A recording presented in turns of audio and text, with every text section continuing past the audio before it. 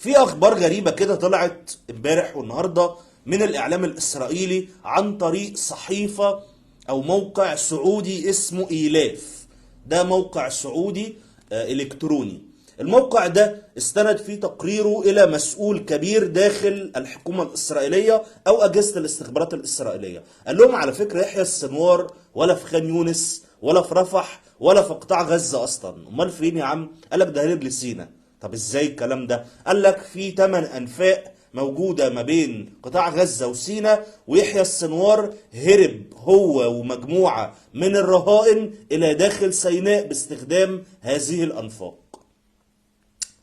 طيب هل الكلام ده ليه دليل عنده؟ هو قال اول دليل ان في انفاق والمخابرات الاسرائيليه قدمتها كدليل للحكومه المصريه وقالت لهم انتوا عندكم انفاق والخرايط بتاعتها اهي، بس المصريين بيكذبوا الكلام ده. طيب الدليل التاني اللي عنده صحفي في الجزيره اسمه اسماعيل ابو عمر. اسماعيل ده اتصاب في رفح نتيجه استهداف طائره بدون طيار للمكان اللي هو كان فيه واتصاب.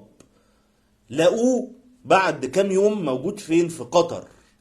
فاستغربوا، هو احنا خرجناه؟ في حد من عندنا خرجه؟ قال لك لا.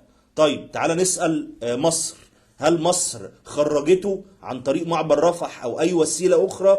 المصريين قالوا اسماعيل ابو عمر مش موجود في الكشوفات بتاعتنا وبالتالي ما خرجش من عندنا. فقال لك بس يبقى هو يا باشا خرج عبر الانفاق، والانفاق دي شغالة، وبدأوا يرسموا سيناريو تخيلي لفكرة ان يحيى السنوار ومحمد السنوار خدوا مجموعة كبيرة من الرهائن الاسرائيليين وهربوا بيهم الى جبال سيناء واستخبوا هناك، وربما يكونوا موجودين في اي مكان تاني، بس اخر اخبارهم ان هم موجودين في سيناء.